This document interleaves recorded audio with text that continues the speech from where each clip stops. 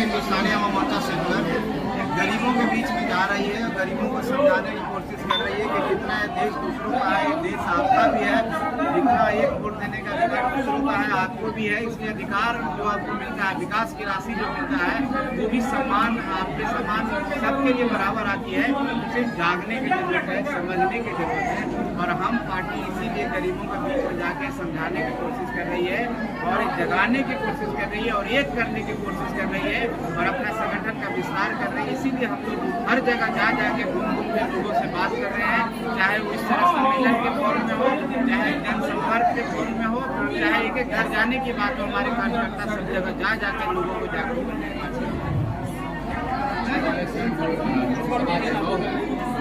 बिहार में गरीबी जो है, खास करके छोटे वर्ग के जो है गरीबी बहुत चरम सीमा पे है। गरीबों के लिए सरकार जो इंडिया में शामिल है क्या कुछ करेगी, इसके लिए गरीबों के लिए क्या कुछ बना है। 26 दलों का गठबंधन बना है।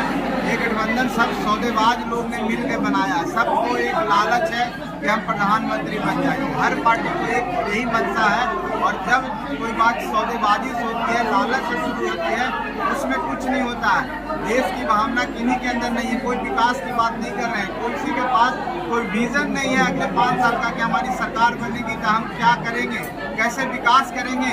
उनके पास कोई नेता नहीं है और एक नेता आदरणीय श्री नरेंद्र मोदी जी के खिलाफ सब खड़े हैं। हम समझते हैं देश में एक ही प्रधानमंत्री होगा, एक प्रधानमंत्री हमारे पास है, इन्हीं दूसरे का विकल्प नहीं है।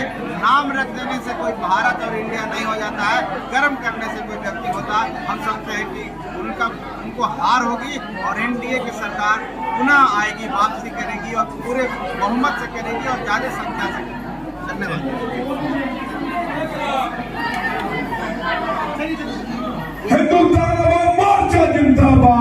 हमें समस्याएं, आप सबकी समस्याएं हम लोग जानते हैं। आपके पास समस्या है कि आपके पास पर्चा मिला हुआ है लेकिन आपका कब्जा नहीं है, इसलिए दर दर भटक रहे हैं। आप छोटी छोटी बातों को लेकर करके ब्लॉक में जा रहे हैं लेकिन आपका सुनने वाला कोई नहीं है, कोई आपके जमीन पर दखल नहीं दिला रहा है। तो ये लड़ाई मुख्यमंत्री थे तो हर व्यक्ति को, हर गरीब को 3 डिसमिल देने का, 5 डिसमिल देने का वादा किया था। पैसा देने का, सरकारी जो जमीन अगर सरकारी नहीं उपलब्ध है तो प्राइवेट जगह करके दिलाने का काम उन्होंने किया था। लेकिन आज की सरकार इस तरह का काम नहीं कर रही है।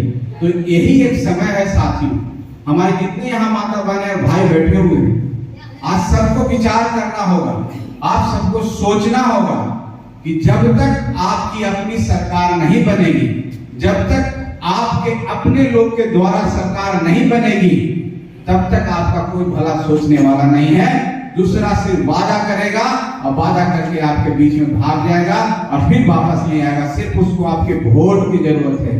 तो आपको सोचना होगा कि इतने साल हो गए, सब लोग आगे बढ़ गया, हम क्यों पीछे रह गए, हम क्यों अभी तक गरीब हैं, क्या कारण है, क्यों नहीं हमारे बच्चे IAS IPS बनेंगे, क्यों नहीं हमारे बच्चे डॉक्टर इंजीनियर बनेंगे, क्या कारण है कि हम नहीं बन रहे हैं। इसका एक ही कारण है, गरीबी कोई कारण नहीं होता है।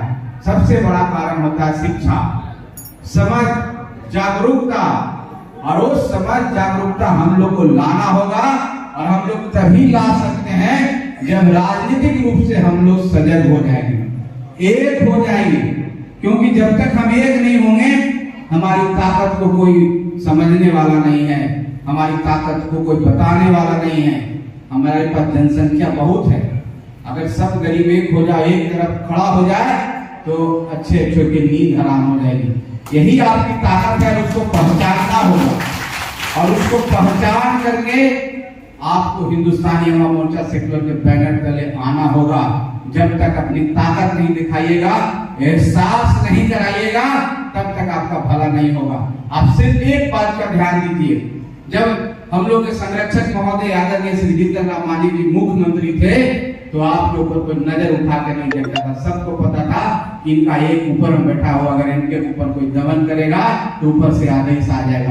तो वो जो डर है, वो जो साहस है, वो जो एहसास है, उसको पैदा करने के लिए आपको एक होना होगा। अपने बीच से किसी को विधायक, किसी को MP और जो पंचायती राज व्यवस्था उसमें चुनना होगा, उसके लिए आपको लड़ाई लड़ना होगा। और लड़ाई लड़ने के लिए परेशानी भी झेलनी होगी साथियों। और हो सकता है कि कोई आपको उस ऐसे व्यक्ति जो आपकी एकता पसंद नहीं करते हैं, उनसे भी लड़ाई लड़नी होगी।